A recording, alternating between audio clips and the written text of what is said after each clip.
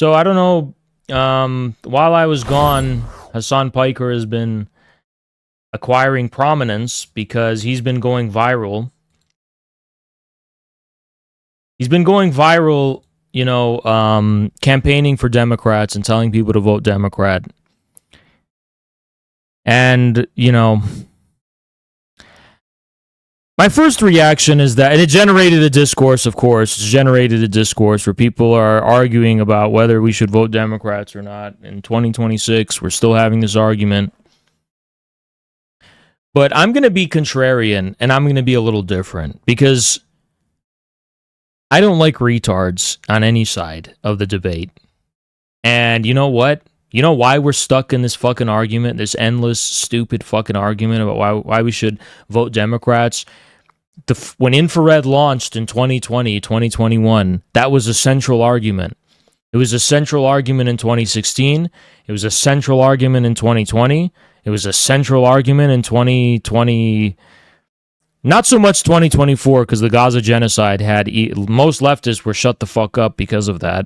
Like, you don't even dare try to make these, like, Vosh tier arguments about Democrats. But we're back with the same discourse. But who should you fucking blame for this discourse? Should you blame Hasan Piker for it? Should you blame the liberals and the liberal opportunists? Should you blame the people who are materially supported by Democrats? Should you blame Kat Abu Ghazala, and should you blame the discursive partisans of Democrat electoral loyalty on the left? No, blame the people on our fucking side who don't know how to actually fucking understand the problem with this. Blame our own side. Blame the people. Blame the leftists who understand that this is wrong, but have fundamentally failed in terms of articulating a proper counter argument. You know what? I'm exhausted. I'm not exhausted when I see Hasan Piker advocate the same things he always has. I'm not exhausted when I see BreadTube, and I'm not exhausted because it's predictable. I'm exhausted when the people on our side don't know how to respond to it and respond in retarded fucking ways. That's what exhausts me.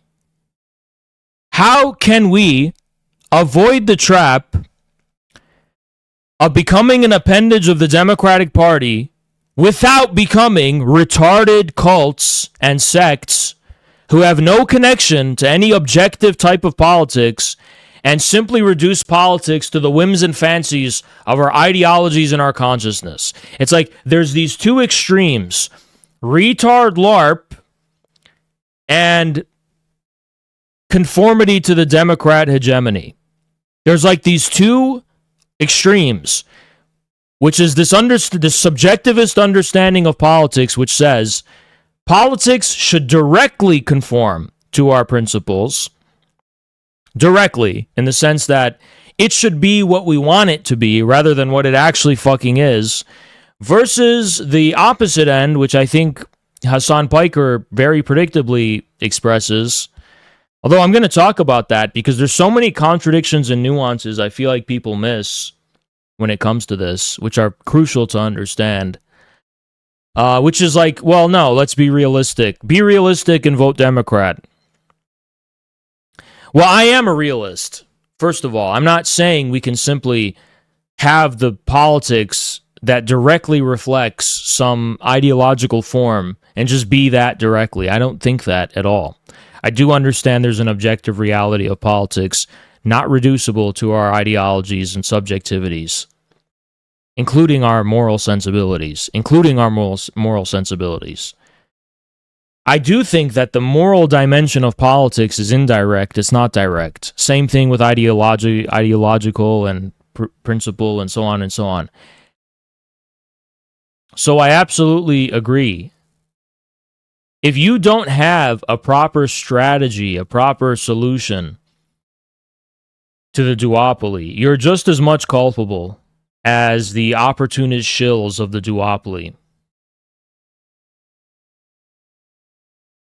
Caleb Maupin and CPI don't vote Democrat.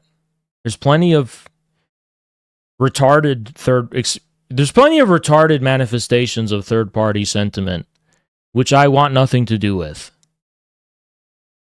So strap in and very meticulously pay attention to what I'm about to say here.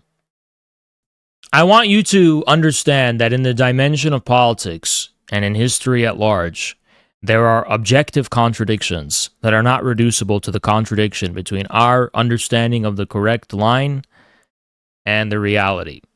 So let me give you the reality that's objective. There is a contradiction going on within the Democratic Party of some kind. And I'm really starting to notice it now in ways that were not manifest before, but are actively being drawn out. We can talk about how much Hasan Piker has been given a free pass and how easy he's had it. How easy he had it, right? He's been given puff pieces. It's all predictable. He had friends. He was networking in all these different ways.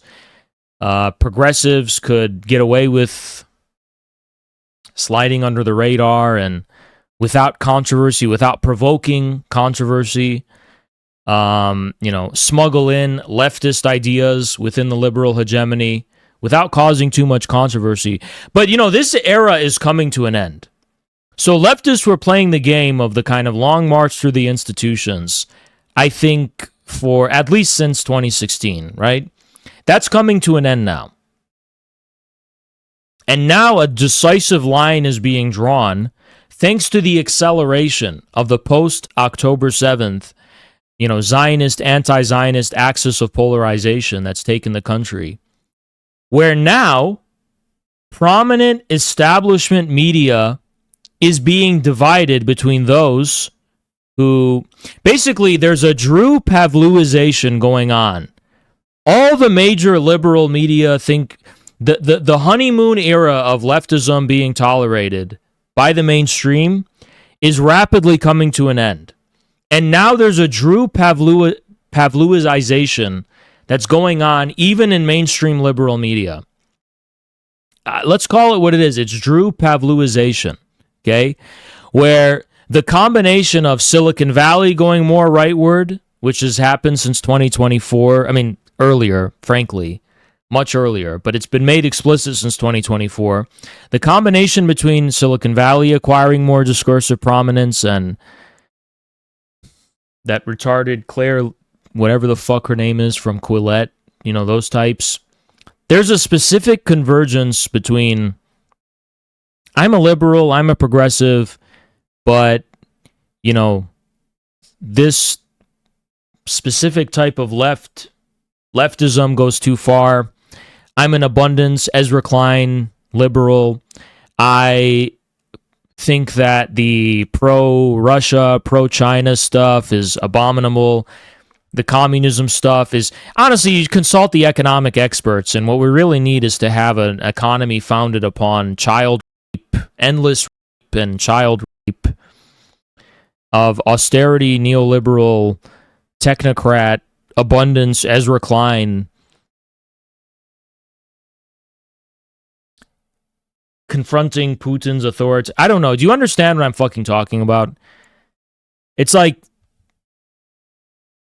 liberals have kind of been getting cucked since the Bernie era. Master, what's up? I'm going to explain what's happened. Fuck, you guys need to hear this. And holy shit, put your thinking caps on and actually listen, because it's important you have the discernment. You have the intelligence. You know what intelligence is? It's the ability to render things intelligible. Instead of just shitting and spamming the correct line, and, instead of just shitting out, calling Hasan Piker a retard, I want you to actually have a correct analysis of what's been happening up until this point. Okay? In 2016, Donald Trump won. Whoa, right? Crazy. Do you know that? One's if you remember that. One's if you know Trump won in 2016. Anyway, when Trump won in 2016, it set the neoliberal establishment in the media awry. Okay, there was a huge assault on him from the neoliberal media establishment. There was panic. Yeah, very much, very much. Russiagate and all this shit. Like, he was regarded as an enemy of the fourth estate, whatever you want to call it, a threat to democracy. By democracy, we of course are referring to neoliberal institutional hegemony. Anyway, Trump politically very quickly, ceased to be any kind of threat to such, he recruited the neocons, some of the more wacky extreme wings of the neoliberal hegemony. And so politically, he put off any threat that he would be a political problem. But nonetheless, Trump represented a crisis for neoliberal society. MAGA represented, I write about this. Like, he was, the primary contradiction was MAGA, the loss of the trust in the institutions. Do you understand what I'm talking about? When Trump was elected in 2016, the liberal establishment, if you can call them that, neoliberal establishment, the technocrats, whatever, they regarded the popular mistrust and loss of faith in institutions as a major crisis. They associated it with foreign adversaries, with domestic terrorism or something, but they saw it as a major threat to the system, to the hegemony. And this is a fact.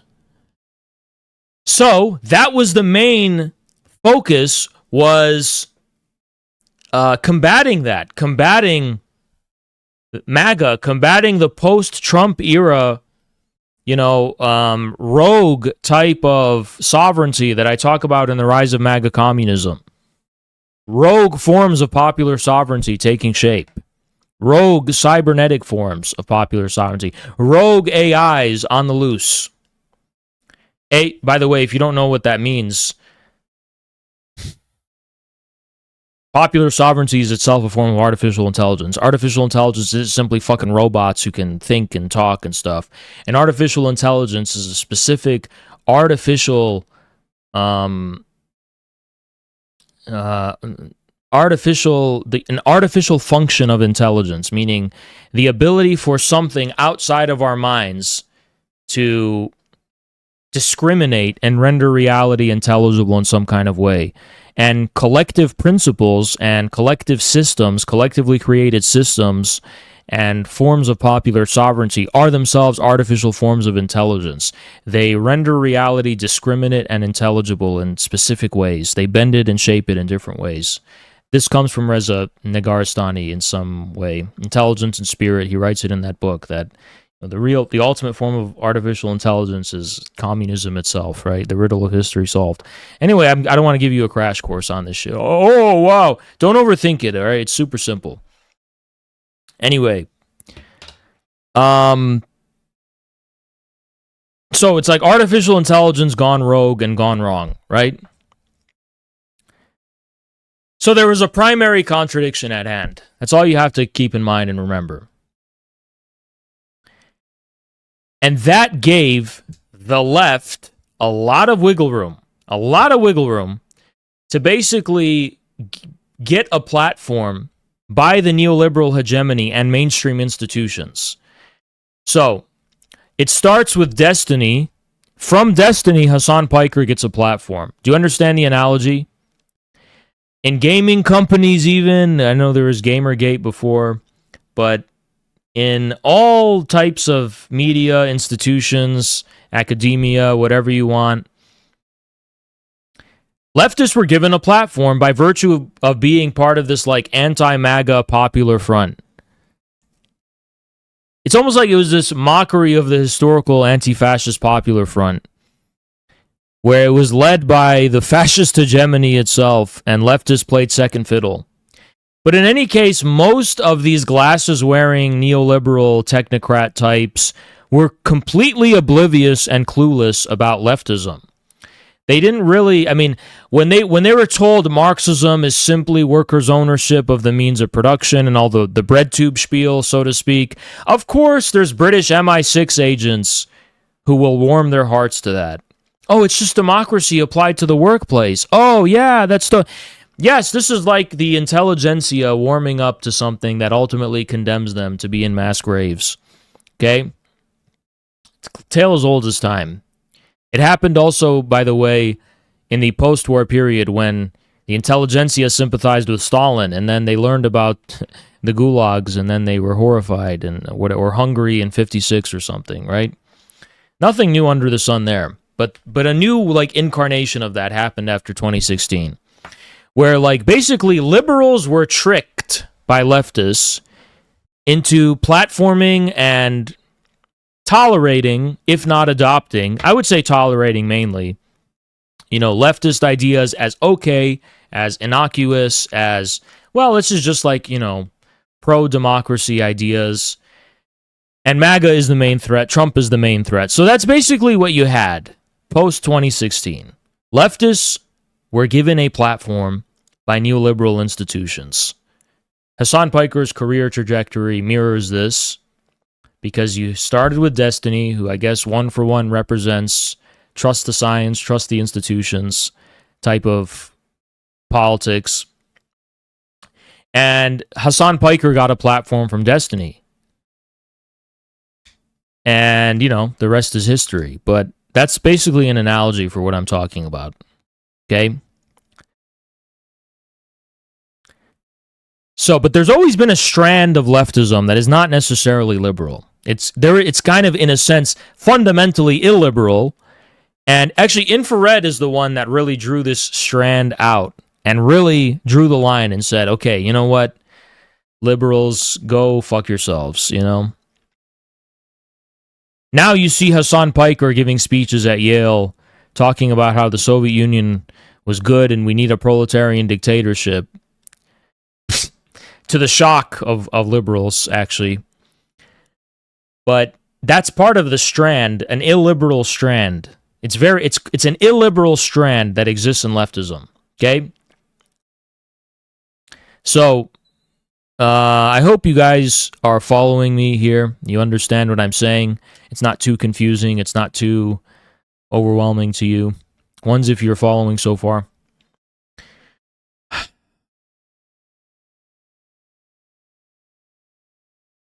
Okay, good. I'm glad. There was always a difference between that. That's what I'm trying. There's always been a difference between Hasan Piker and Destiny. That's what I'm trying to say. The difference is, from 2016 up until this point, leftism was given a platform and was allowed to blend in with liberals. And nobody really cared, or it's not because Hasan is a CIA agent. I don't think he is. I actually think he does this because he believes it. You could say he's motivated personally, but be cynical and say he just wants the connections and power. I don't know, actually, because his uncle, Cenk, has a very different attitude. And family, I think, speaks volumes. So I don't know. I think he genuinely rationalizes and believes this is the best strategy. And that's why, in good faith, I'd like to respond to Hasan Piker. I don't want to say that it's all based on personal motivations of greed and so on.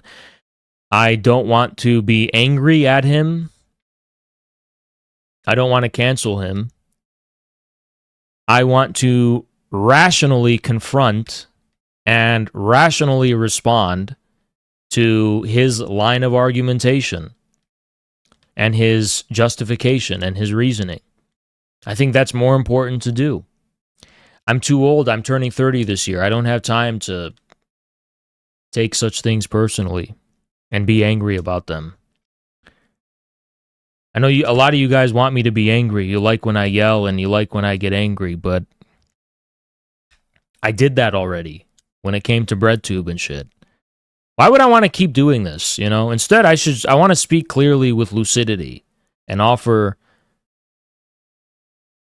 Just be fucking clear about it, right? So, in any case, that specific honeymoon between leftism and neoliberalism started coming to an end because of October 7th.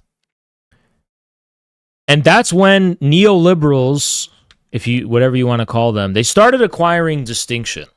They started putting their foot down and saying, you know what? I'm against Trump and MAGA and all, and I'm totally on board with the quote unquote anti-fascism. But I'm noticing a lot of these leftists, they support Bashar al-Assad. That was the first thing, the witch hunt against tankies. Hasan Piker avoided that witch hunt. But then later it was, what about Putin and China and the Uyghur camps? And this is like when infrared started out, right? Then in 22, the SMO, obviously game changer, Russia. It's like there's this gradual process where neoliberals started to realize that, actually leftists aren't the same as we progressive Democrats. There's something illiberal about leftism. There's something about it that's like totally rogue, and it's actually similar to MAGA. It's a rogue AI. So they started treating leftism as a rogue AI in the same way they treat MAGA as a rogue AI. Okay? They started understanding and comprehending that the left wing is not the same thing as the neoliberal hegemony. That the left wing did some kind of taqiyya, okay, transgender rights and LGBT progressivism to blend in with the neoliberal establishment. But there was something there that was fundamentally incompatible with it, and illiberal, and malign AI, distinct, different, right? And now I'm starting to see mainstream liberal media, I can't cite them, think pieces and hit pieces on Hasan Piker.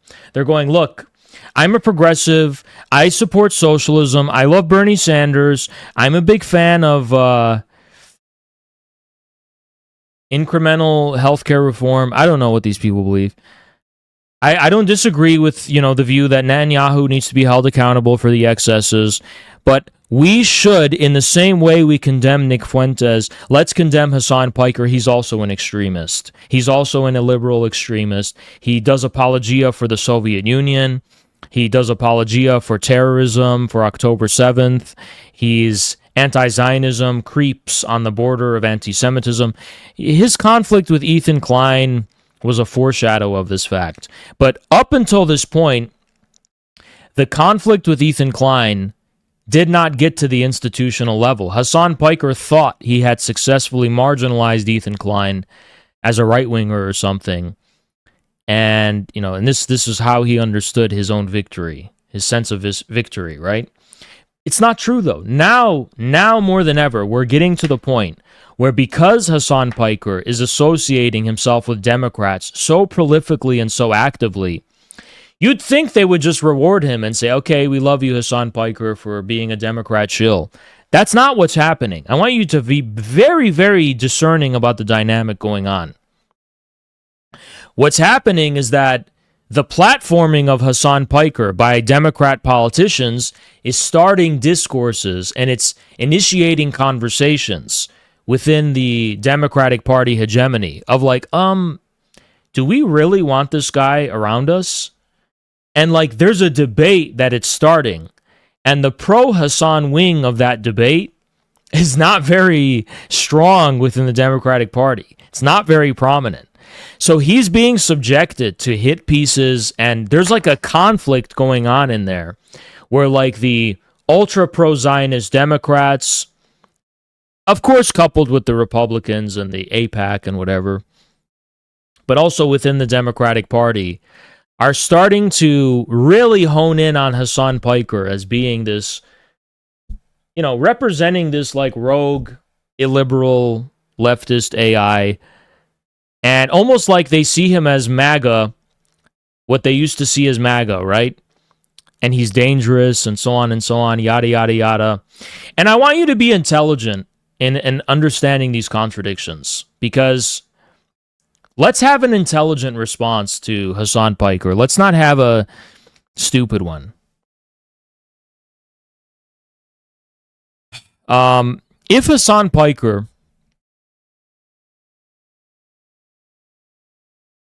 in his own mind, if he stopped campaigning with these Democrats, what's her name?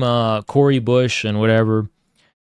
Abdul Sayed, like if he wasn't doing this and if he was just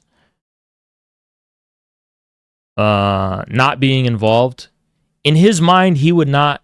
I'm being very good faith, by the way, assuming this is his strategy, right? He wouldn't be accelerating that contradiction. The contradiction itself is very powerful, because we, the ACP, do this same fucking thing. Not with the Democrats, not with the Republicans. We do the same thing. We accelerate contradictions. We know how it works. If you're a marginal voice, then nobody cares what you say. But if you're a voice who's being legitimated by mainstream politicians and mainstream media, and you're being accepted and you're not being canceled, and you're defending the Soviet Union, and you're advocating against NATO, and you're defending China, and you're advocating the dissolution of Israel as a state, you are going to ruffle some fucking feathers. That's how it works. That's how it works. I want you guys to understand that is how it works. When you're canceled, it doesn't matter what you fucking believe. It does, obviously, for the purposes and from the perspective of an alternative strategy. But from the perspective of the logic of the hegemony, when you're legitimated by it in some sense, and then you start being problematic, you can accelerate and accentuate contradictions. An example of this is Trump himself. Did Trump run as a third party in 2016? No, he ran as a Republican. Had Trump not been present at the Republican debates in 2015, would anyone have given a fuck about him? Think of this. I want you to understand where Hasan's coming from before you attack him, so we can correctly have a response. Do you understand? Like somehow the only way to participate in objective politics rather than your own subjective politics is by articulating and responding to the contradictions that do exist objectively there. Not internally, subjectively here, okay, between what you want and what you wish and versus reality. Whoever's waging a war between their wishes and reality is waging a vain war they've already lost. It's not interesting and it goes nowhere. But when you can correctly tap into objective contradictions within the system itself and provoke the system to have an internal confrontation with itself, suddenly you're dealing with a situation where you can accelerate the systemic dysfunction of the hegemony. You can accelerate the various dysfunctional ways by which it acquires self-relation. You can disrupt its ability to reproduce itself discursively and culturally as it gives way to the material contradictions that underlie it. You can provoke such things, and it's the duty of Marxists to provoke such things. Not simply excise themselves from politics in the name of moral purity. I'm not saying Hasan's doing this correctly. I'm just telling you the specific response to Hasan on the grounds of, okay, well, let's just disinvest and create our own reality that conforms fully with what we want in our heads. It's a road to nowhere, frankly.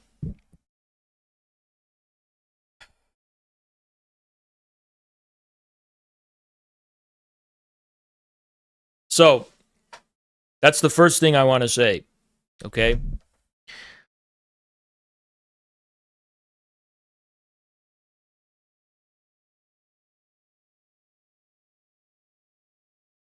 Now, how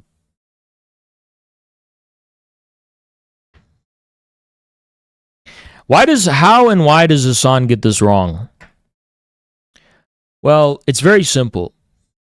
I think Hasan Piker fears that if he steps down from where he is, he's going to lose the mantle of being the preeminent influencer of American leftism. Someone else will take his place, and that's what he's scared of. And it's an insecurity I don't understand at all. Hasan Piker needs to understand that the illiberal rogue AI that we call leftism, right, which he is the face of in America,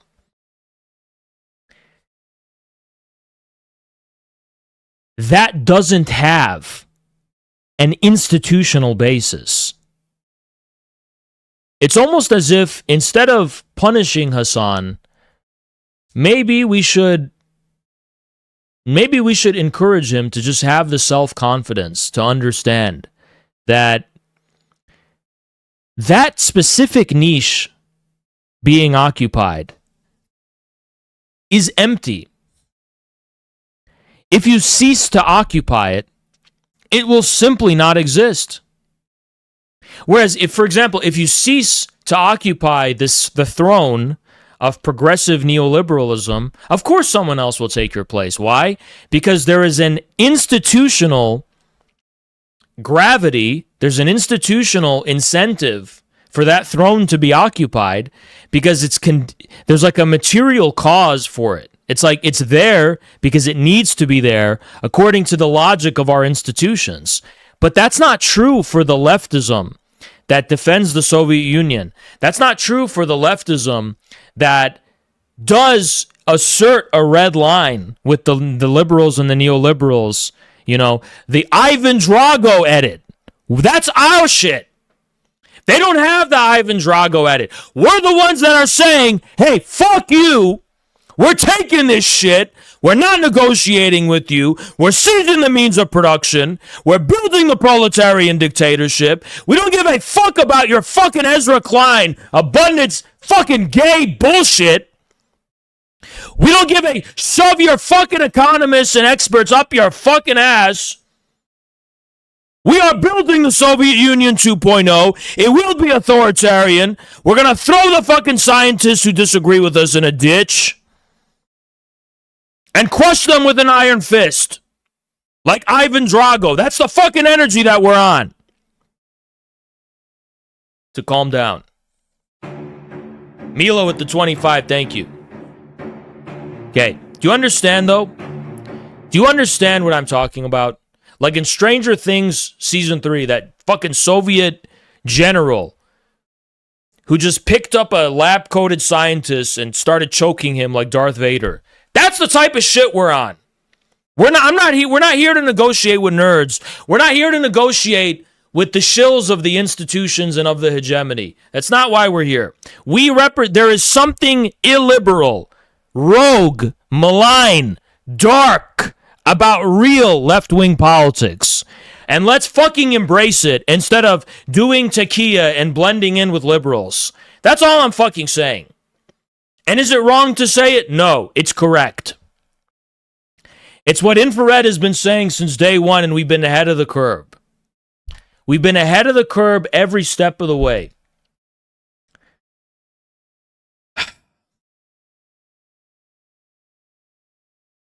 Maybe it was impossible for Hasan Piker to do that. Maybe it was impossible. Although I disagree. I actually disagree with that. I disagree it would have been impossible. I think he should have the self-confidence to understand that if Hasan Piker breaks with the Democratic Party, that in and of itself will induce an objective change. I mean that, by the way. I'm very deadly serious about that. If Hasan Piker went rogue, ditched the Democratic Party entirely, and fully went rogue, fully went dark, right? It would cause immense turmoil and chaos and so on. I agree, but he would not lose the power. He would actually become more powerful. There's no other. Like, what is he scared of? Is he scared of Ethan Klein and Destiny? What pull do they have? You know, there's a reason Cenk, his uncle, went down the path that he did. Too little, too late, by the way, although Anna Kasparian is kind of good at it. Because we are in the age of MAGA. This is a post-MAGA age. And it's a cybernetic popular sovereignty. That's all that fucking matters. Instead of institutional accreditation and legitimation. Institutional legitimation doesn't mean anything. That's Epstein, Harvey Weinstein style of discourse in politics, where there's an insider who's powerful and you have to get their approval. You don't need that anymore. If you go rogue, you break with the hegemony, you break with the Democratic Party, you just walk with your fucking nuts hanging, basically.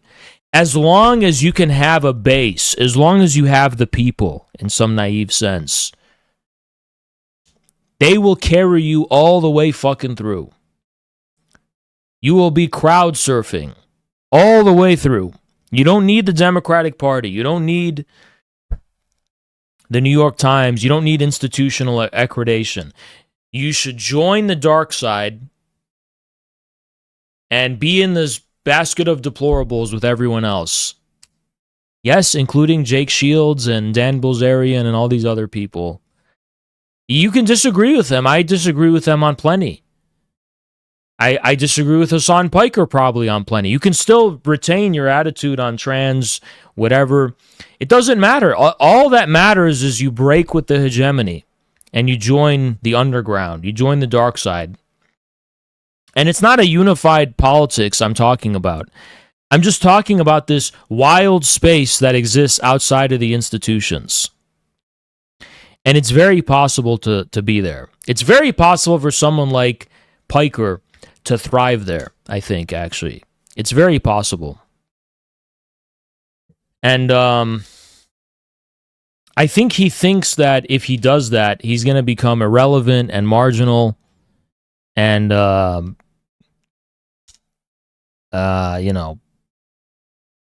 unimportant and so on. But you need to understand that it's the mainstream media and it's the hegemony that's becoming unimportant and irrelevant.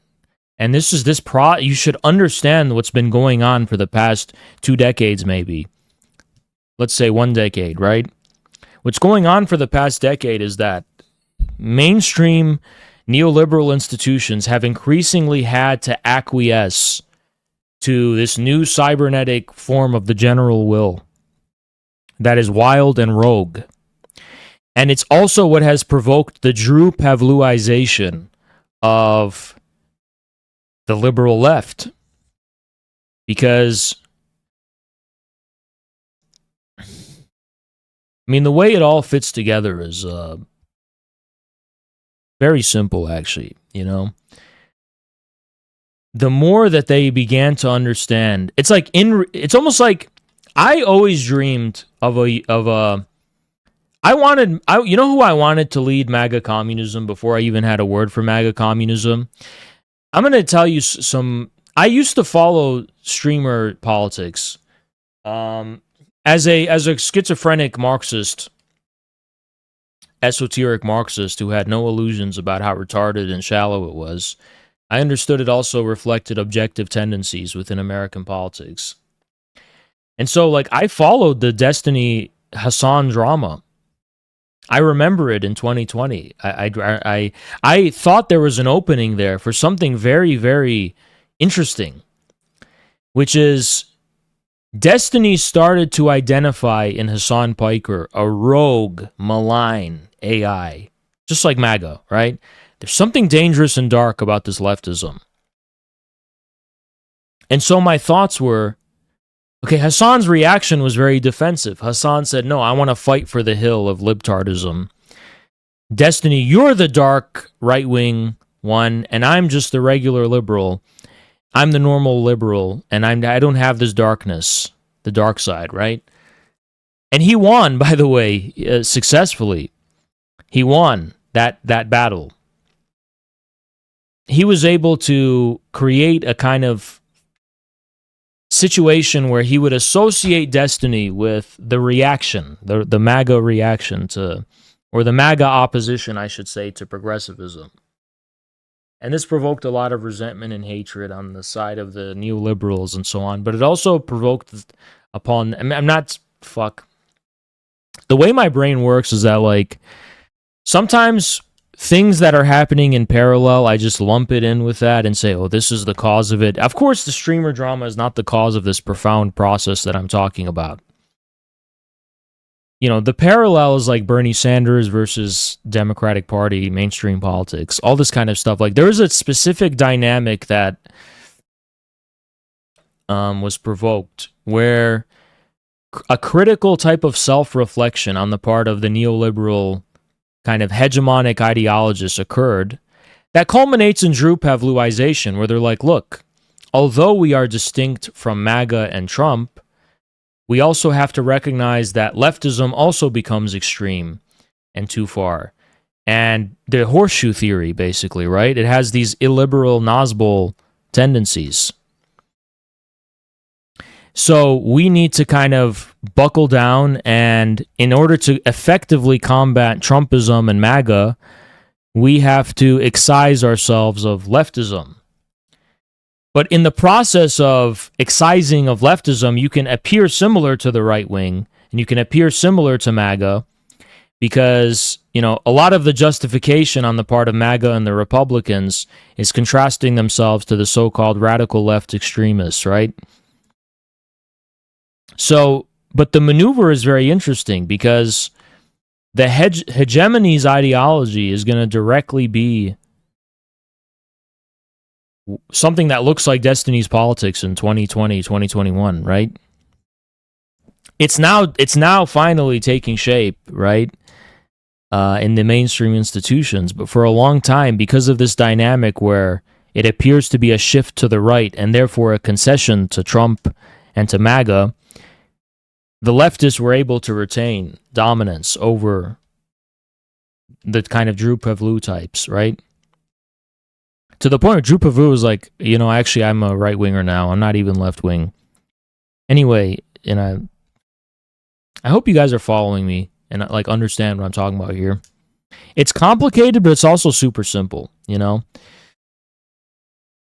So, yeah.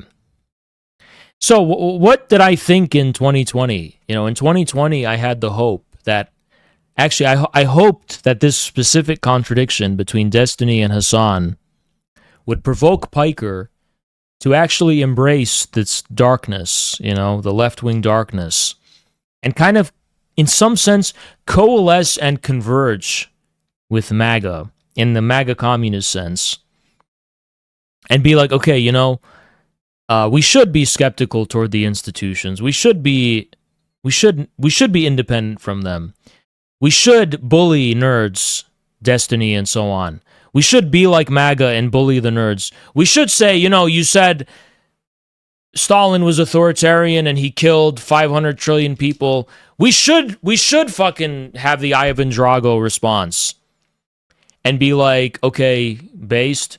I don't know, like, we should embrace the trolling the libs type of thing.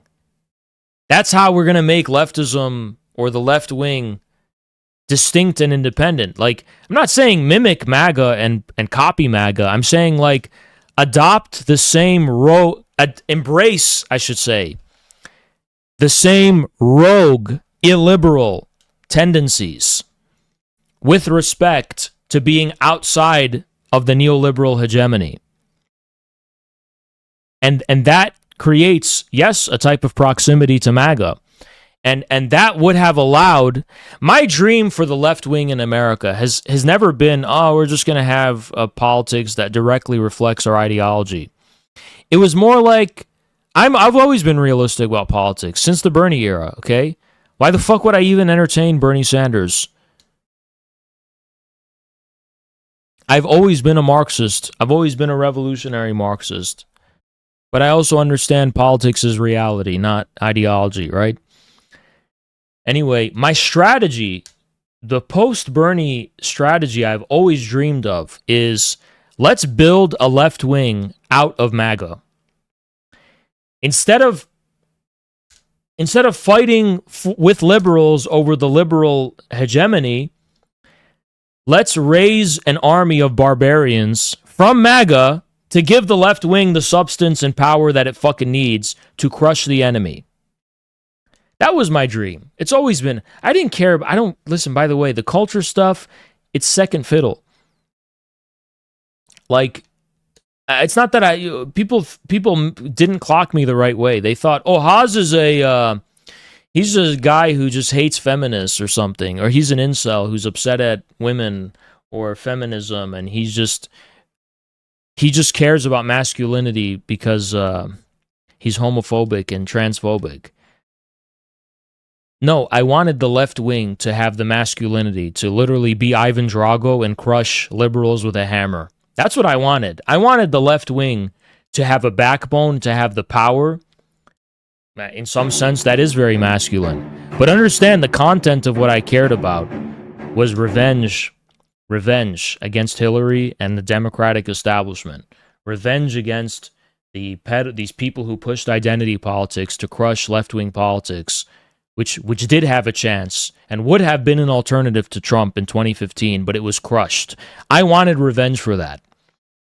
And not simply revenge for petty reasons, brutal Stalin stuff. I'm not simply talking about revenge in some petty sense. I'm talking about... I saw a strand of left-wing politics that had fucking potential in 26. It was fucking crushed and erased. But I remembered it. And I had a specific vision and strategy for how we can remain faithful to that, you know? That's it. That's really it. It's really simple. I've always been left wing, okay? But I also understood what happened. And I understood this. There's something about the left that's different from neoliberal, Democrat, whatever, progressive. That's all I'm trying to say, okay? And that's where that's the origin story of, with respect to domestic U.S. politics, infrared. I hope you understand that.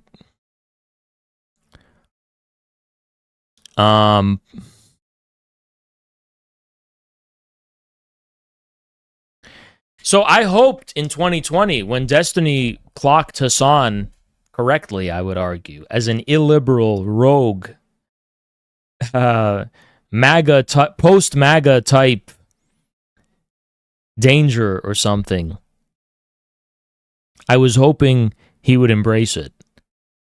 And something very strange happened instead, which is fascinating. I thought it was inevitable.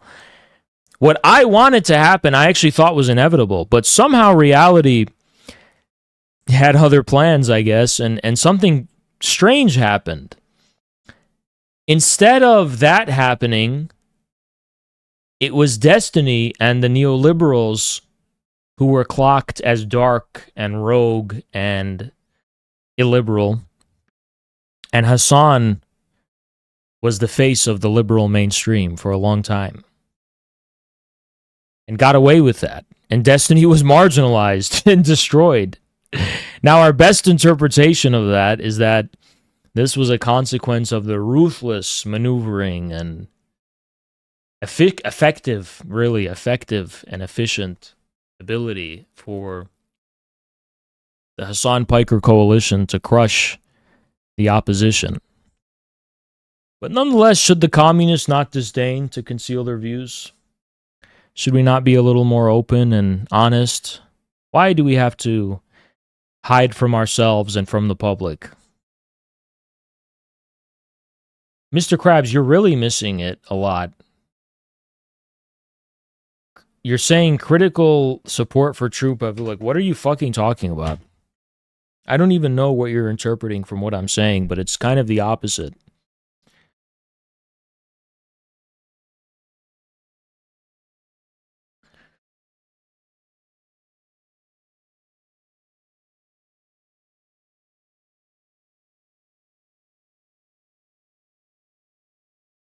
It was because no, the whole thing about the lawsuit with Destiny that came after. What I'm talking about was in 2020 to 2022. Also, it was because during the 2020 riots, Destiny was like, "Oh, he supports Kyle Rittenhouse." That was a huge thing. That he defeated himself when he did that. By the way, totally defeat. He logic lorded himself into marginalization with respect to his status within the liberal mainstream. He was banned from Twitch for a long time and departnered. I remember, I love recalling the facts of history. Keep believing Hasan is an illiberal force when he's being followed by Alex Soros on Instagram.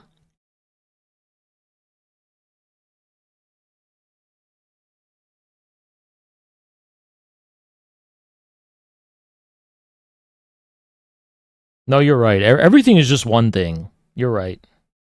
Everything's just one thing. It's just like it's all just one thing. Everything, as Marxism says, everything is just one thing. As dialectics teaches us, there are no opposing tendencies within anything. It's all just one thing.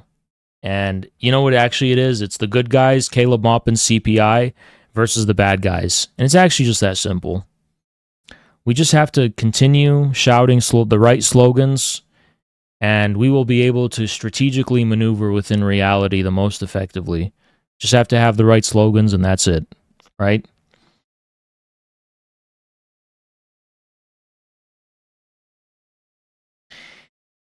Let me ask you a question. Do you think I'm fucking retarded? No, really, I mean it. No, really, like, look at me. Do you think I'm fucking retarded? Like, do you think I'm a mental retard with Down syndrome or something? Like, no, look at me. Like, do you think I'm fucking retarded? Do you think I'm stupid in my fucking head and I'm like an actual fucking retard? Because if you think that, just say it. Honestly, just say it if that's what you think. You'll save me a lot of time. And just insult me and call me a fucking retard.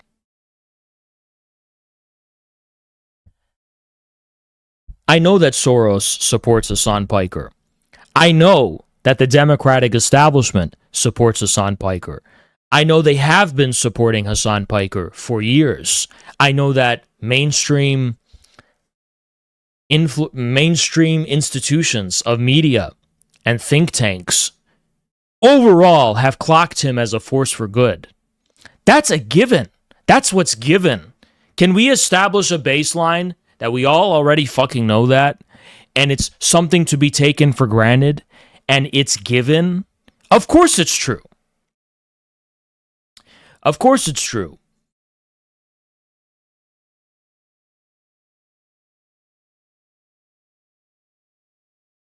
But why simultaneously are there still tensions? Where do those tensions come from? Because the specific theory,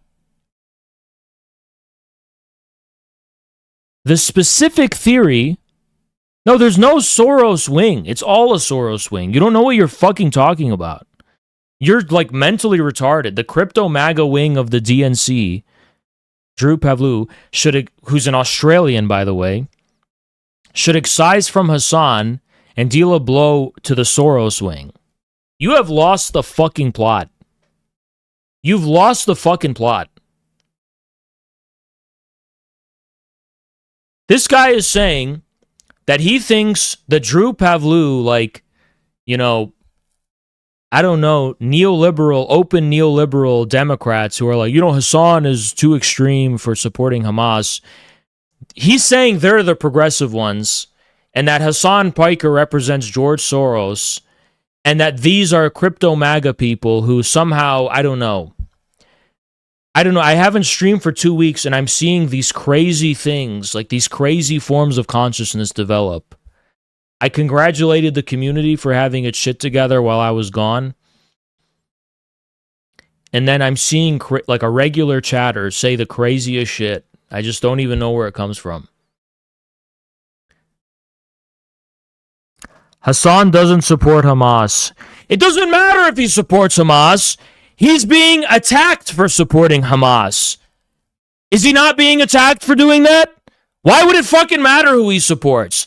People are loudly complaining and making a problem out of the fact that they perceive that he's doing that.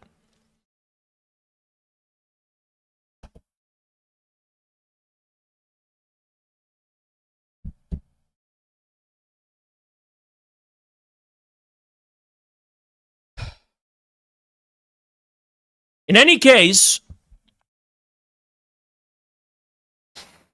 it's a given that Hasan Piker has been propped up by Soros and all these other people. I agree. Overall, he's been clocked as a force for good. A counterweight to the red pill, a counterweight to the alt-right, a progressive counterweight that is blue pilling a generation of... those were the narratives they were running about him, and it revealed why they supported him. Okay? I know that. It's a given. But guess what? There are also other tensions that are beginning to manifest themselves, which reflect the fact there has always been an irreducibly illiberal tendency within Hasan Piker, which, no, you can't say is Soros. You can't. There's always been an irreducibly illiberal tendency there where it's always been there. Now, how has he articulated it? Maybe he thinks he's hiding his power level and he's playing a long game or something. I can't fucking tell you. But if you don't see that in the long term, there's always been an irreducibly illiberal tendency. I'm not even saying it's the fundamental one by way of principle for him. I'm just saying, what is the specific reason for Hasan Piker to support the People's Republic of China? Let's start there. Why does Hasan overall have a pro-China attitude? Is Alex Soros compelling him to defend China? I'm not saying he's... Okay, Mr. Krabs 9000. Okay, but why is he LARPing in that way? Tell me why. What is the reason for the LARP that Hasan Piker is pro-China? Why was he not unconditionally pro-Ukraine? Why during the SMO did he continually try to maintain this nuanced stance where, yes, he's denouncing Putin and Russia, but he's also going out of his way to say that he blames NATO? And why is it that after October 7th, he justifies the resistance? Why does he take these stances? Tell me why he endorsed Fetterman in 2022. We all know the reason why he did that, because he's rewarded by the Democratic establishment for shilling for the Democrats. Okay, we know that, though. That's not a mystery. That's not the mystery, Mr. Krabs. Please be fucking intelligent. That's not the mystery. We know why he's a Democrat. We fucking know why he's a fucking shitlib. We know that. But tell me why he has all these other views which cannot be explained. No, he didn't. Okay, but why didn't he just go full Drew Pavlou? Why is he maintaining something? Why is he not Destiny? Do you understand what I'm fucking saying? You need to think in your head. You're purity testing him. I'm not arguing with you about the fact that he's not a fucking Komsomol. He's not a Komsomol. I agree. He's not an exemplary model communist. I agree. But nonetheless, how the fuck do you explain him giving kudos to Jackson Hinkle when Jackson gave a speech in Yemen and Hasan Piker saw it on stream and reacted to it? You want to know what he fucking said? He said, that's based. He's like, Jackson, he literally praised us several times, by the way. He did praise us several times. It's a fact. He has praised us several times. So I'm chairman of the ACP. I want you to explain to me why this Soros Democrat shill, which he may very well be, but why does he take these peculiar stances that are in no way necessitated by that? That's all I want to know. Not disagreeing he's a Democrat and all these other things. I'm just saying, I feel like I'm being strawmanned here. When I say there's always been an irreducibly illiberal tendency that has always been there, And you're saying, well, no, because he's a liberal's. I agree. I mean, like, you're saying, oh, well, no, because Hasan Piker has always practically shilled for. No, I agree. But for reasons that cannot be explained, he's also, in a very limited way, taken stances that hurt him and don't help him. And I'm open to your response to this, by the way, because I can give you a response. What if the irreducible tendency is just an act and Hasan is a Soros lib dem? Okay, finally, we have someone who... You could have just said that if that's what you want to say. That he's faking it.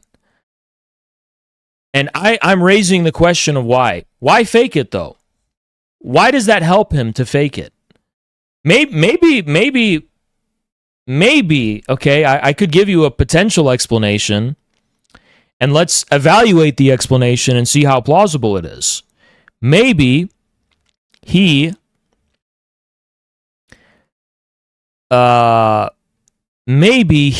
is preemptively hijacking a potential independent left wing. And that's why. It's because he's trying to shitcoat a powerful form of independent left-wing politics that doesn't exist yet. Or some of the most schizophrenic explanations, which give us a lot of credit, which could be true. Maybe it's true. Maybe it's because Hasan is trying to opportunistically appropriate the tendencies and things that make ACP appealing.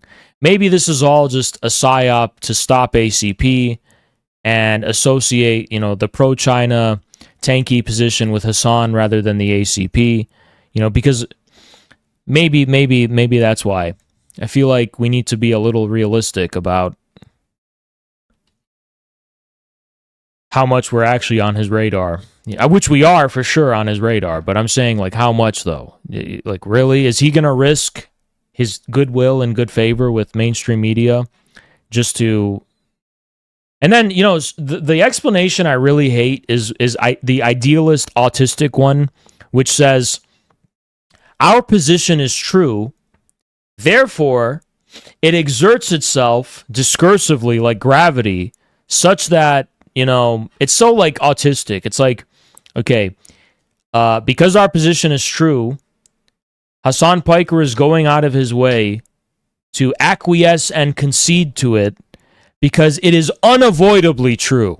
It's just so self-evident and obvious that Marxism-Leninism is correct, and it's self-evident, and it's like a given, and it is undeniable and unignorable. I hate to break it to you, but Marxism-Leninism as an ideology is very ignorable. It's very deniable and very ignorable. I promise you it is. From 1991 until recently, it was a completely marginal worldview associated with Jason Unruh. That's what a tanky was, Jason Unruh. Why did I pay respect to Jason Unruh? Because he was the face of tankies for a while. So don't sit here and pretend like, it's just unignorable. That's why he's opportunistic. Well, it is kind of ignorable, though. So don't be unrealistic. Don't be unrealistic. It's appeasement that effectively neutralizes his radical base. You have to at least, it's possible. Okay, but where does the radical base come from? Why are you arguing in a circle? Where does the radical base come from? Would that radical base not reflect an irreducibly illiberal tendency? Maybe the irreducibly illiberal tendency is something within Hasan Piker only to the extent that it's a tendency among his audience. But you would still have to concede that tendency is in him because of his audience in this case, right? That's all I'm saying. Because of the tendencies among his audience.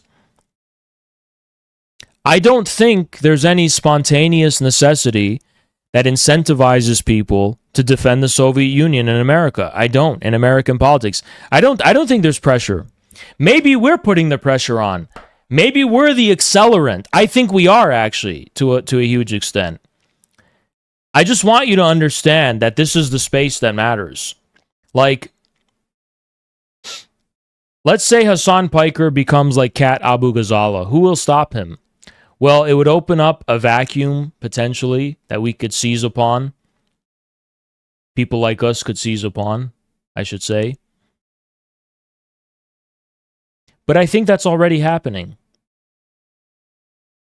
I think we are actually seizing upon it. But I also think...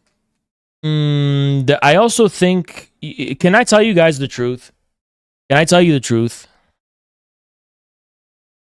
You don't want to hear this, Mr. Krabs. I know you don't want to hear it.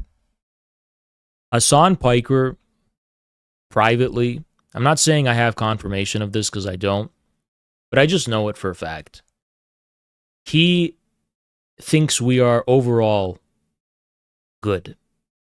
He supports and sympathizes with us. He'll never say it in public, but he does. Because he sees us as a strengthening of the left-wing position to his left, and therefore a way for him to look more moderate and alleviate pressure away from him. He, for some reason, I don't know why he does. I can't tell you I have an explanation. I'm just telling you this is like an objective consequence. This is the consequence of an objective and impartial analysis, right? I've had a lot of time to think about it. Here's the truth. He wants to forward a distinctly left-wing agenda. He's doing it in a horrible way, by the way, but he wants to do that. And that puts pressure on him by the, moderate, liberal, whatever you want to call them, right, within the Democratic Party. And we take a lot of that pressure off and therefore make it possible for him to maneuver in the way that he is. And that's why he's been taking more liberties, defending the proletarian dictatorship and so on and so on. I want you to be smart and understand what's going on there. I'm also convinced that when he fed-jacketed Jackson, he actually believed that Jackson was it wasn't because he was trying to portray Jackson as a Fed while knowing he wasn't. He actually did believe that because he didn't even have information. He genuinely had no understanding. But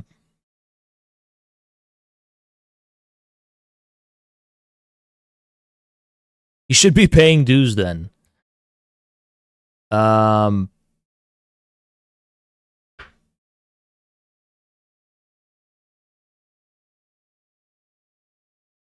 tell you this.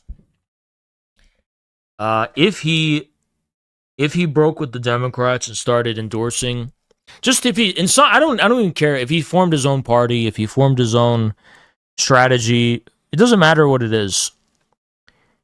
If he went dark in some kind of way, holy fuck, the left wing in America would lose the platform that it has now within the hegemony, but it would free up so much energy that would go into cultivating, yes, something less powerful than the Democratic Party, but something also on the map. If ACP can be put on the map with what limited resources and capacity that we have, imagine all the energy that could be freed up that's now being tied in with the attempting to, win the ground of the Democratic Party, win hegemony over the... Imagine if that was freed up and put into cultivating something distinct and independent. It would free up a lot. But ultimately, I'm going to just circle back to the theme of my writing of communism in the post-MAGA age and explain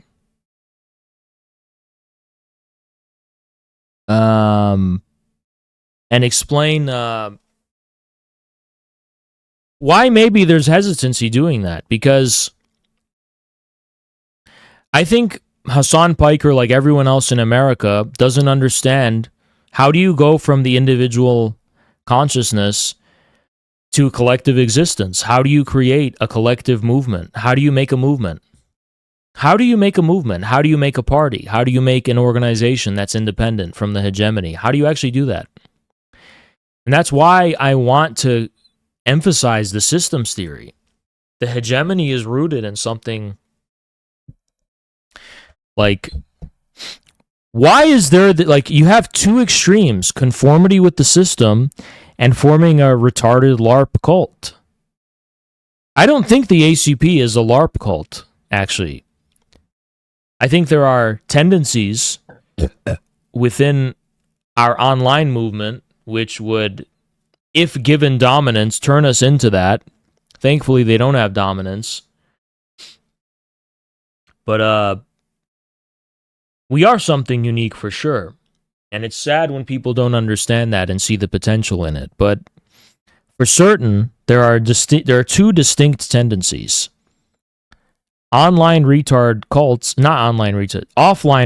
cults, usually, and full conformity with the system. And he doesn't understand there's a golden Stalinist path, which is we need to free the system. In some sense, it's not that we should fight the system. We need to free the system from the institutional constraints that have been put upon it. We need more systems. We need to let millions of systems bloom. We need to unleash the contradictions within the system. We need to liberate the rogue systemic rogue tendencies waiting to run wild. And instead of conformity, and this is like my dialectical inversion of our immediate intuition.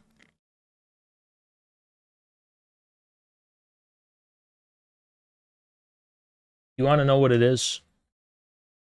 Here's what it is.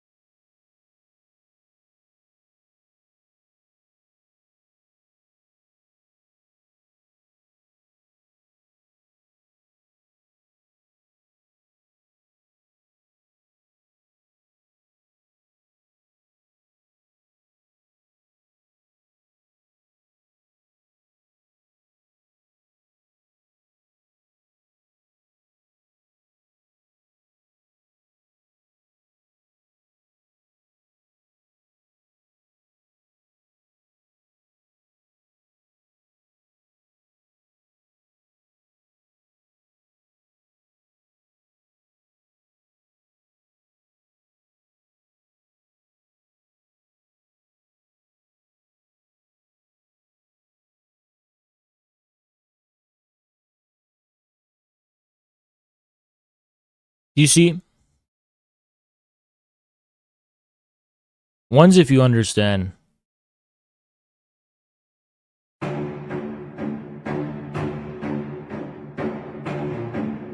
Suez, what's up? Like, that's how I arrived at the infrared vision in a way when it comes to domestic politics. That's where it came. It's like that was my aha moment.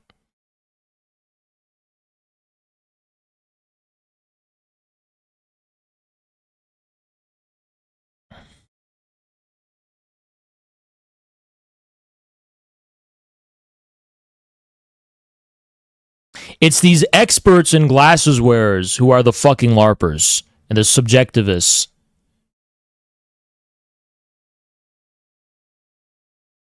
That's the whole thing.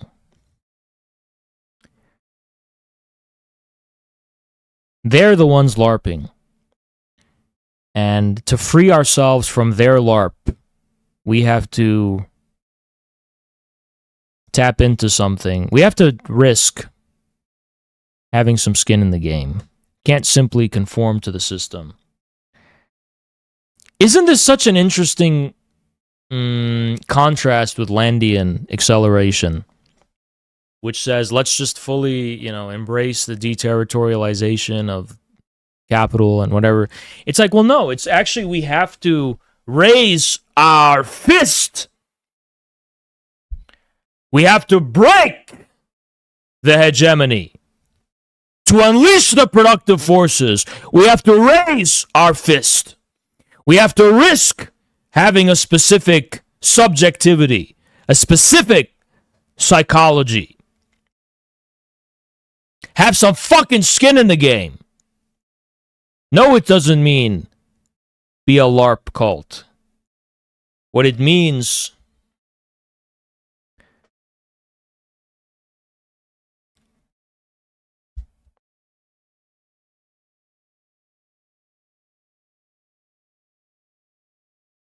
to risk the process, the difficult and long process of aligning our individual subjective consciousness with objective collective principles.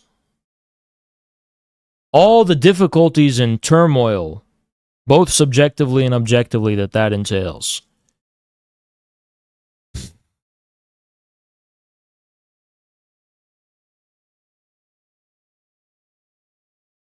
We have to raise our fist and repeat the accursed origins of what we call a personality.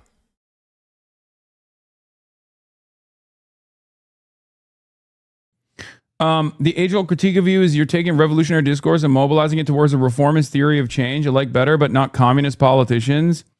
Dude. You see, this is like a retarded response to Hasan Piker, to be honest. There are no communist politicians, and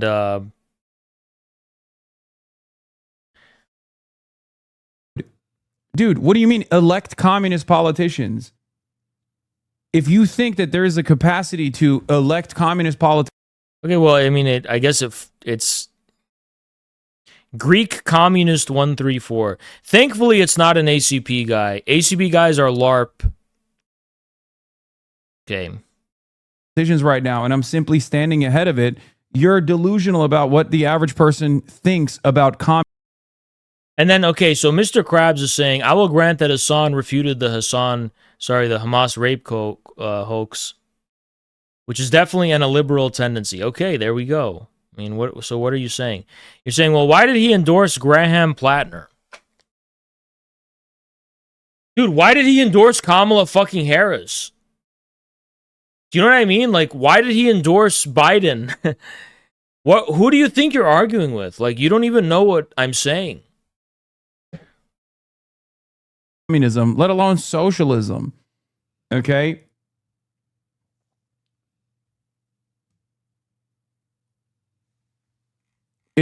My point is that he should be excised. For what, though? What are you saying? I hope he's kicked out. Are you at? Yeah, he will hate that I'm saying this. Of course I hope Hasan is kicked out of the Democrat and he fails to continue being there. Because it'll force him to be independent. And face the consequences of... Which would be, he'd be twice as prominent as he is now, I think. It's so shocking. That's your argument. Okay, you should have just said that. Confused the fuck out of me. What Kami says, thank you for the 10 gifted subs. Anyway, I do think that it's silly to constantly have to duke it out. Yeah, because if it happens, he will become, a force in U.S. politics. Giannis Varoufakis is super unprincipled. I don't like that guy. But when he told Hasan, hey, you should directly just be involved. You should directly, run for office or something. And then Hasan's like, well, no, I'm just a streamer. It's like, this is the thing. I'm not saying to glaze Hasan. I'm not saying that. Don't fucking do that. I'm saying, the main problem with him is that he lacks self-confidence, actually. Can we just say that? He doesn't have confidence. He doesn't recognize that the door is open and there's no wizard behind the curtain. Yes, you can go from a streamer to being a political figure. There's no like, PhD of fucking politics that exists. It's totally an open door. With my left flank when Isn't Trump the one who proved that? I'm getting fucking yelled at nonstop by endlessly more powerful forces that actually do have some long-standing impact in American political discourse. We're talking about American senators. You know why I've been so charitable to Piker? It's honestly some type of Shiite sectarian tribalism. I found out he's an Alavi.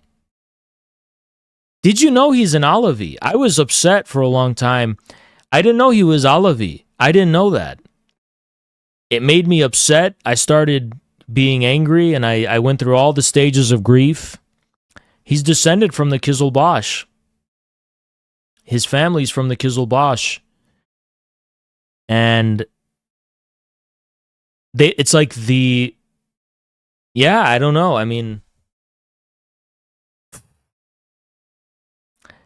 I had all the stages of grief when I found out, but then I had to realize, okay, No, it makes total sense, though. The whole thing is that he's a Shiite. That's the secret. The whole illiberal tendency that, like, he's doing he's trying to do a taqiyya. It's wrong. He's misguided. I think he's misguided. Hey, shoot me. I think he's misguided. And I think he's misguided. I don't know. Like, literally, I don't know. I'm not saying I know that for a fact, but I kind of think he's misguided. Representatives in both the Democratic Party and the Republican Party, we're talking about mainstream media that is like actively calling me a threat to not only just the Democratic Party's future, but also the future of this country. And you're over here telling me about like some fucking guy who works for the ACP or something.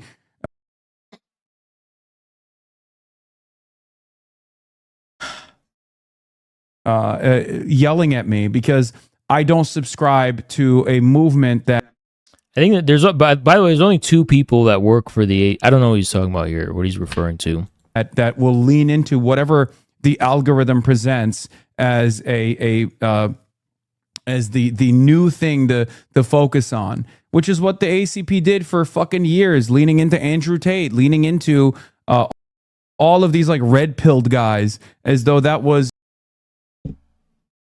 the truth. He's not talking about the ACP. He's talking about the founders of the ACP, to be clear. True way to reach across the aisle to the fucking working class. Okay? It's ridiculous. They call me fucking tailless. That is literally textbook tailism. That is literally what Lenin extensively wrote about. As a matter it's really not, though. Again, I don't know. I have to keep explaining this. Taylism was about tendencies within the masses that were classified on the basis of their relationship to revolutionary action, not openness to polyamorous relationships.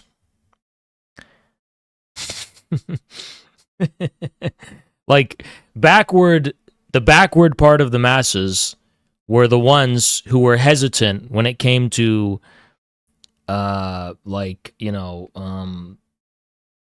up royal palaces, and the advanced ones were ready to storm the capitals and seize them. It wasn't about, the advanced are more into What is it called? Pegging. Is it called pegging? When the woman has a strap on and goes to town or whatever? Is that what it's one? Yeah, that's what it's called. Yeah, that's not what it means to be more advanced or backward. So when you're tailing the masses, it's not as though, oh, you're just you are feeding into the tendencies which I regard as toxic or bigoted or something. That has nothing to do with tailism. Before we talk about the red pill or Andrew Tate thing, let's just get that out of the.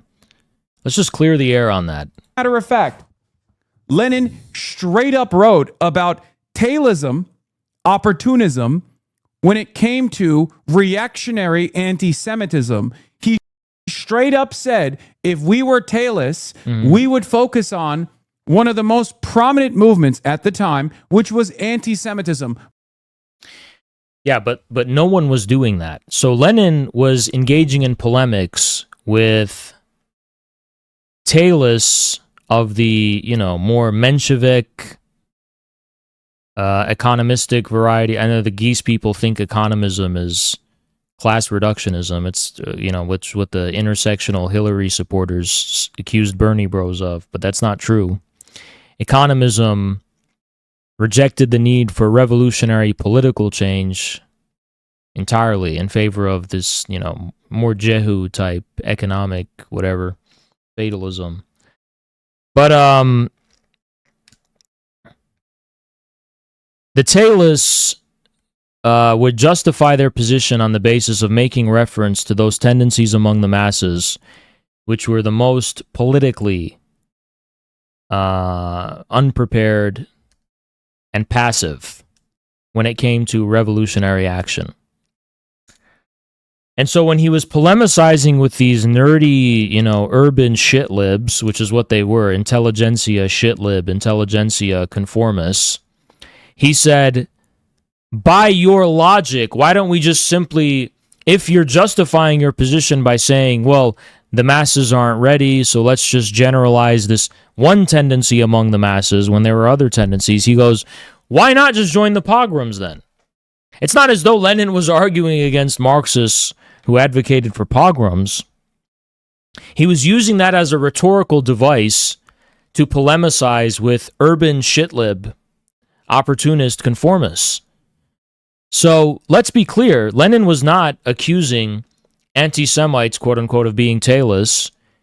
He was using as a rhetorical device, posing the hypothetical of, well, why shouldn't we just support pogroms then?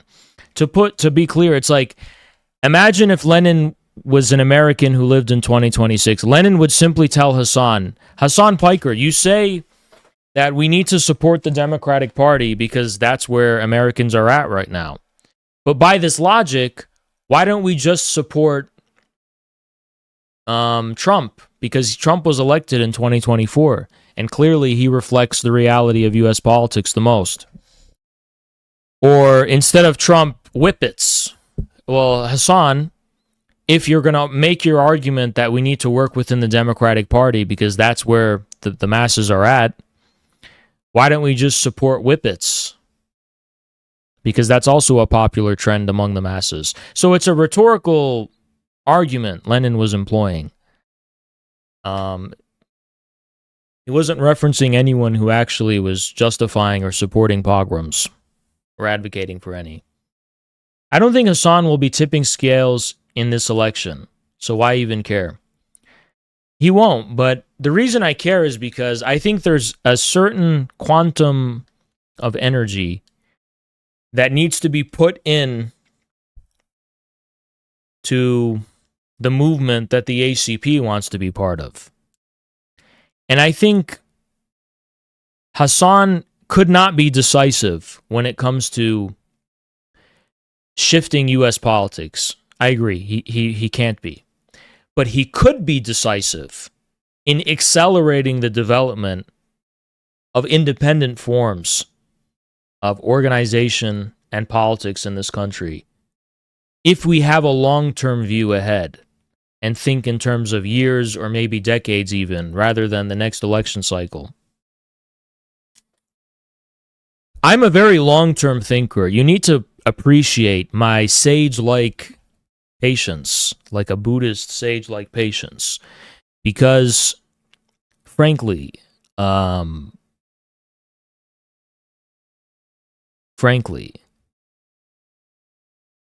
imagine how exhausted and tired I am of this discourse. It's like nothing new is under the sun. We've been arguing about this since 2016. But I have to accept that if I want golden nuggets of novelty, if I want something to happen that's new, I have to appreciate the fact that you require a very meticulous discernment. There are things that are new about this specific cycle of Democrat shilling, which deserve our attention and special consideration. That's all. Yes, the same mistake is being made as was made in 2020. You know, we heard the same, yeah. But there's something new happening this time. And we should, wherever we can, nothing new is under the sun and nothing ever happens. I agree. But wherever we can, let's have a meticulous discernment regarding those golden nuggets of novelty that are rearing themselves. And let's do our best to cultivate them and draw them out and accelerate their development.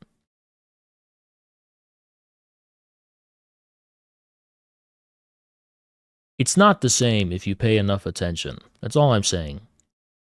And with a long-term view in mind, you know, let's think about this.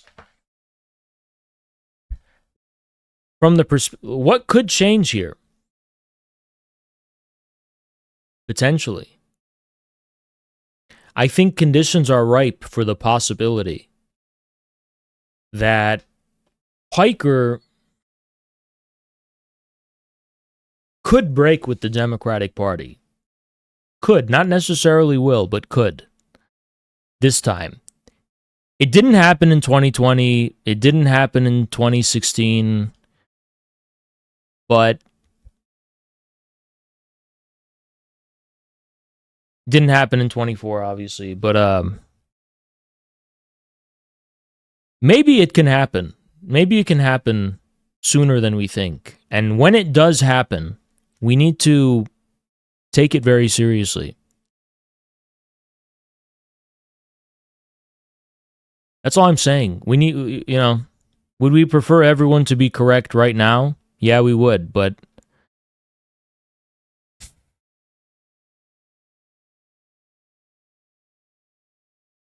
we don't control the time in which this thing unfolds. All we could do is be correct now, for sure, but while we're correct here and now, which we are, ACP is a beacon of correctness on everything. Let's be very meticulous and discerning when it comes to tendencies that can be observed outside of our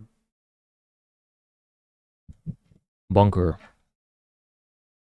Blaming Jews instead of focusing on class contradictions, instead of focusing on class first politics. He literally wrote it. These people who routinely yell at me, calling me a fucking tailist for the liberal Zionist Democratic Project or whatever the fuck, are themselves engaging in the actual reactionary tailist mentality. How, though? But how?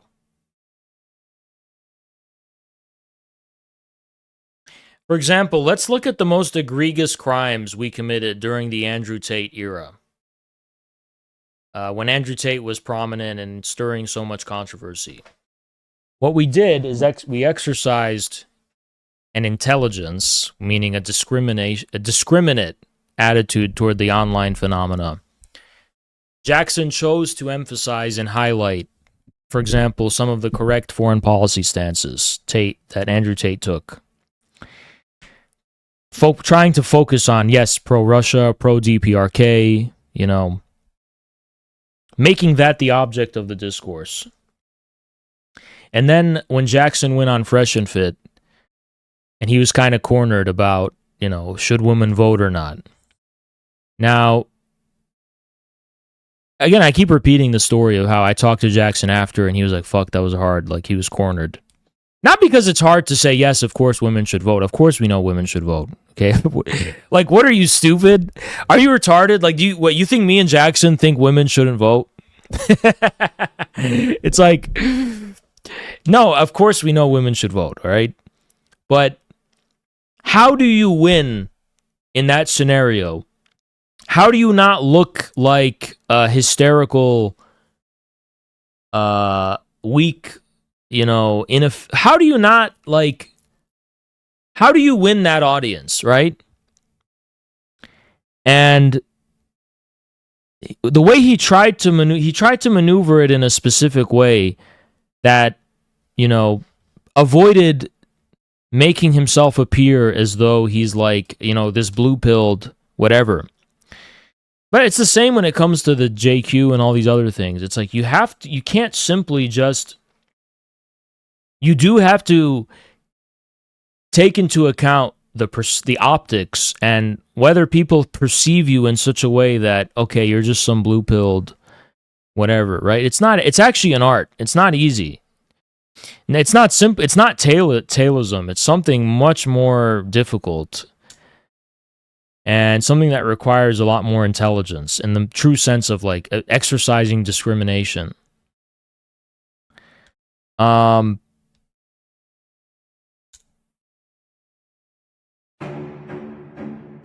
Cantrezzi with the 5. What's up, bro? Appreciate you. In any case,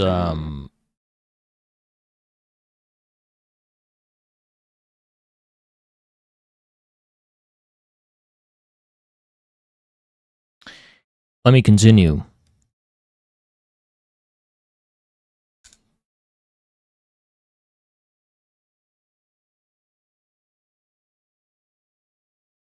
So, no, it wasn't we weren't tailing the phenomena. We were simply, again, exercising this. Let's circle back. Meticulous discernment with respect to tendencies that exist in any given viral contradiction or controversy that manifests itself in the discourse or in the information space. How do we exploit that in a way that accelerates or accentuates the development of things in such a way that leads to the kind of opening of a space within information space for communism? How do you do that? And this is the art we've mastered, and people confuse that for Taylorism, but it's not. It's like more like a translation art. It's an art of translation. It's not an art of pandering. No, we're trying to translate because the irony with Piker is that he needs to understand something. Like this wisdom he thinks he has, where he's like, no, I'm a realist and I'm not a sectarian. The Geese magazine people, they make the same argument. Instead of being a sectarian cult, let's be realistic about politics. It's like, no. The ones who have mastered this logic is me and Jackson. Like, we've mastered it. We know it more than any. We know that you can't just directly impose your ideology on reality. You have to discern in objective phenomena the rational alignment between that and whatever truth you've arrived at subjectively. Like, it's indirect. The relationship is indirect, not direct. So the art of maneuvering information space or drawing out tendencies within information space that open the space for revolutionary consciousness is an indirect art. It's not direct. You can't just simply shout communist slogans because nobody understands what that fucking means, or they don't understand the substance it's made of. So we know we MAGA communists are the ones who understand this better than anyone else. But it's precisely why we have we don't need to use the Democratic Party as a vehicle by which we acquire a pulse on the real world and reality. Because the Democratic Party is itself a retarded cult. It's not reality. It's a Harvey Weinsteinian, Epsteinian kind of cult of personality and some subjective whims and fancies of various different people. It's not actually a system. Systems are progressive. Systems are great. They're impersonal. Systems are fine. Democratic Party's not a system. It's actually like a fief. It's a collection of different fiefdoms of these boomers. It's like a boomer prison planet. It's not a system. Systems are good, actually. Systems are progressive from the Marxist standpoint because they just work impersonally, right? That's not what the Democratic Party is.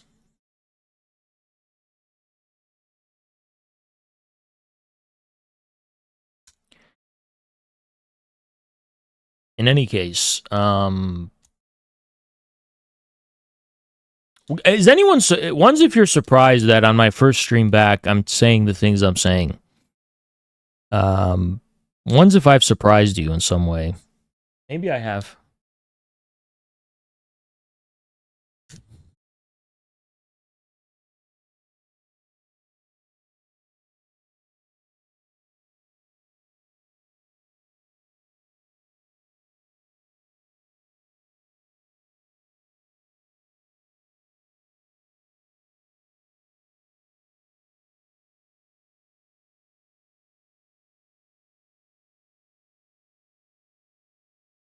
If you weren't tired, you would never made the comment. I would have actually, because I just get the sense that when they talk about taylorism and advanced versus backward, they're not actually talking about any logic of politics or revolutionary political change. They're talking about this specific neoliberal or whatever you call it understanding of like how do we turn people into enlightened and open people who are just like totally above any attachment to, you know, oh, well, I'm just no longer masculine. I just gonna paint my nails and I'm gonna transcend all determinations and just like become this like open, like, you know, hippie or something. Like that's not what backward or advanced means to Lenin. That has nothing to do with the discriminatory intelligence by which Lenin classifies things on a basis of advanced or backward. He's not saying like Lena Dunham is advanced and Kid Rock is backward. Like that's Lenin would probably say that both of them would be in a ditch, maybe, right? But he's not saying like what he's not saying like you know, purple-haired purple-haired video game characters, like that's advanced and like Gamergate is backward. Like that's not he's not saying that. He's saying the backward people are the ones that are passive conformists when it comes to politics, and the advanced ones are the rowdy masses who are ready to like, you know, throw Molotov cocktails at you know, I don't know, at the police barracks or something. So you need to but leftists don't they think backwards and advanced is like advanced is like the Obama era march of history where it's like, oh, we're having gay marriage and abortions for all. And now it's like men don't need to have a ball sack anymore. You can just kind of detach your ball sack and put it in a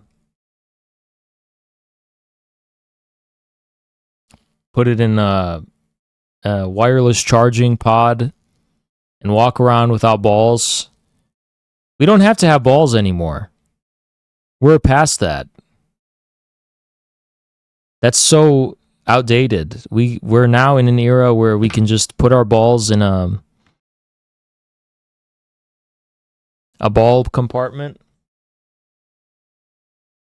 and walk around with no nuts. That was like the Obama idea of like, you know, we're just gonna transcend all determinations. We're just like totally past it, you know? That's what it means to advance. It's like some Fukuyama, like crazy libtard nonsense. It's like it has nothing to do with communism. It has nothing to do with Marxism. I'm sorry. You know? We're gonna detach our balls and put them in a wireless, put them in our garage. What are they called? Electric chargers. You know, for like our electric vehicles. The same thing you put in your EV. You can detach your balls and put it on the wireless charger in your garage, and you don't even need it. You can put it back on, or you could take it off, or you can buy new ones that have different color gradients. You can get purple balls. You don't need regular. You can get purple. You can get all different ones that reflect your personality. You can have for Christmas, you can get ones that look like the Christmas the Christmas ornaments. You guys ever see the Onage pranks? The guy who does prank calls where he called the tattoo shop as like he pretended to be like a Vietnamese guy, and he he called the tattoo shop and he's like, can you do a tattoo where you you it was like it was around Christmas time, right? And he's like, my girlfriend wants for Christmas time tattoo a tree on me, like on my torso, like a giant. I don't know why I still find it so funny. Tattoo on like a giant Christmas tree, and then tattoo my balls as like two Christmas ornaments, like, you know, the spherical ornaments you put on a Christmas tree. He's like, yeah, tattoo them to look like that. And he kept the tattoos up. No, we don't do that. He kept calling them like over and over again, asking to do that. I don't know. I found it so funny. It's just Arab humor, I guess. It's just like shit Arabs find funny. I don't know. Anyway, back to Fukuyama. Yeah, that's how leftists understand progress in the Marxist tradition. They just superimpose this like Fukuyama vision of progress and assume that's what Marxists meant by advanced or backward, and it's not.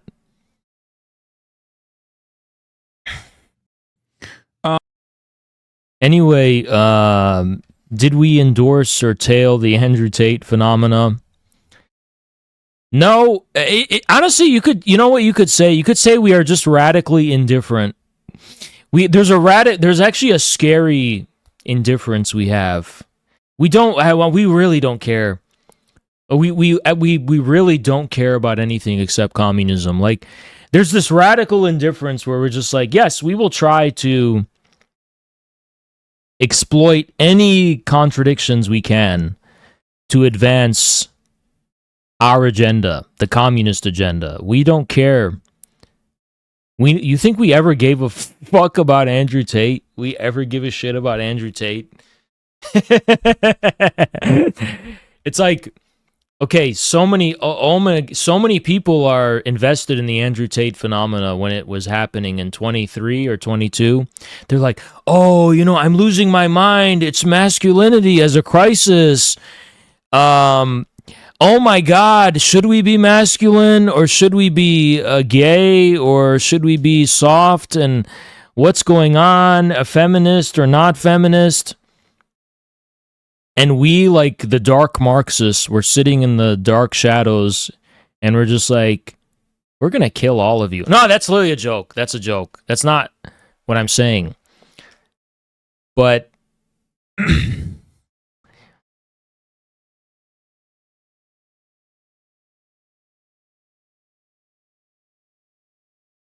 It's like it's humor. It's like hyperbolic.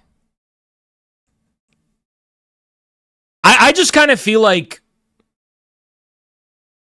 from our standpoint, everything is the same in a way, and we'll just do whatever we can to advance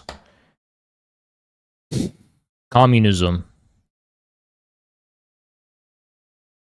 But that's what we care about. We care about communism. We care about revolutionary change. We care about the revolution. It's all for the revolution. Everything's for the revolution.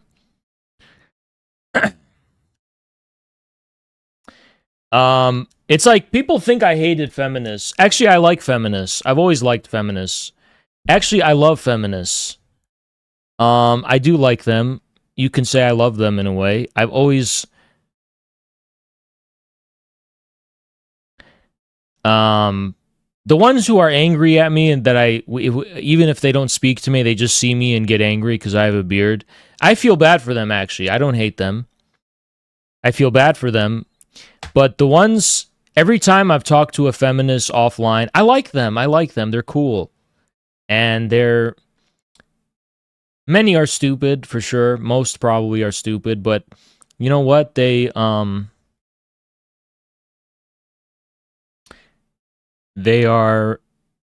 I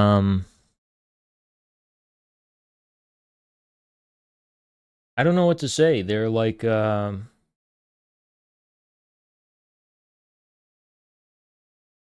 least they have something to talk about, you know?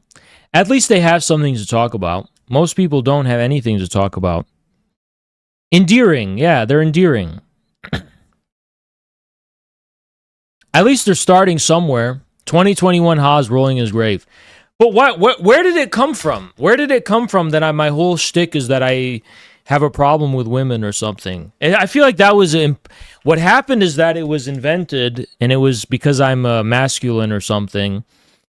And I did have a problem with feminine men. I've always had an issue with the effeminization of males. I had an issue with nerdy soy males. I've always had a problem with them. And because they're conniving and they're weasel-like and they're just kind of like, oh, I'm going to snitch on you. Like, of course I've always had a problem with them. But with the whole thing, but what they did, the soy males, what they did is they said, oh, you're calling me out? I'm going to hide behind women and I'm going to make this about women. So then they said, you know what? Haz actually hates women. His problem is with women. I never had a problem with women, but it was imposed on me. And then it was just they constantly said it, and I could have reacted in a lot of different ways. I could have been defensive and been like, no, I'm such an ally. And then how did I react to it? I was like, I started trolling, like, straight up. I was like, all right, if you say so. And then it was like, oh, you see, he doesn't care. Actually, I don't care. Honestly, I don't care. I don't care if you perceive me this way. But that, like, the fact I didn't care was how apparently was coded as a misogynist. Feminine women will absolutely snitch out. Okay, but women and men are both evil, and good is in both the man and the woman. Is it true or no? Both the man and the woman is evil and good.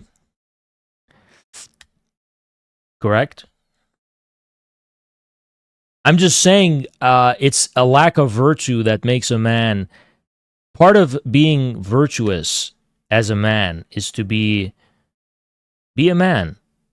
If a grandma falls down the stairs and a guy just walks past her, would it not be a reproach when someone would say, you're not a man? A real man would help the grandma. Like, there's a normative component to it that absolutely is moral. And I don't know why I have to explain this, because most people understand it, but I guess I have to intellectually explain it, quote unquote. Oh, there's a lot of women who are evil. I agree. There's good and evil among both man and woman. There's nothing about women that makes them less evil. They're just prettier.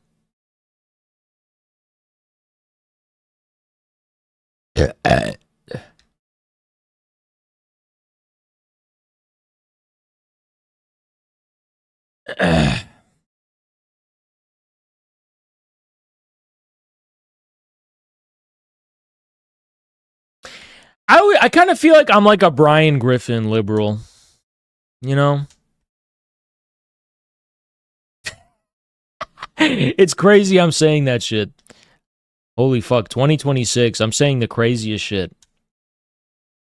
I'm not a liberal, but I feel like I feel like there's like a type of cool liberal who's just like who's just kind of like neutral. And I never had an issue with those type of people. I've always had an issue with people who are like actively tripping on some shit and are just fucking wrong. Right?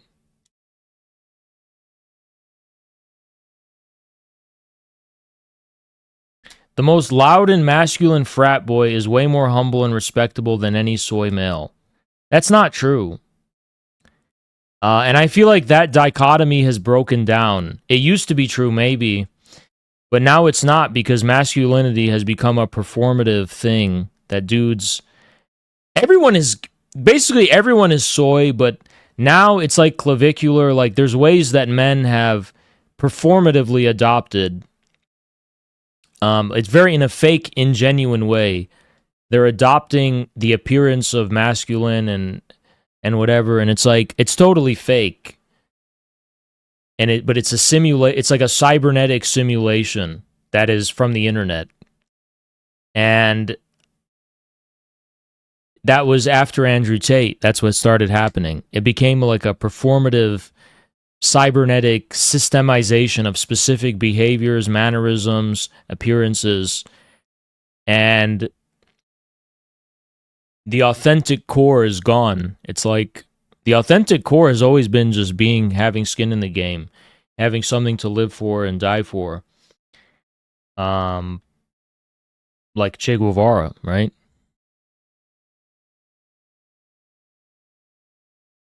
I don't think society is made up of soy males in the way it was in 2021, though.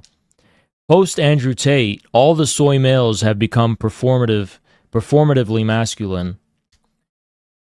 And now you just kind of have to roll your eyes and be like, well, it's not really what I meant when I said stop being a little bitch. It's really not what I meant is like have a fucking backbone and do what's right, stand up for what's right, and stop being fake and inauthentic. Have some honor, you know? But what changed? Something changed, and now it's just performativity. And so you can't really complain about it anymore in that way.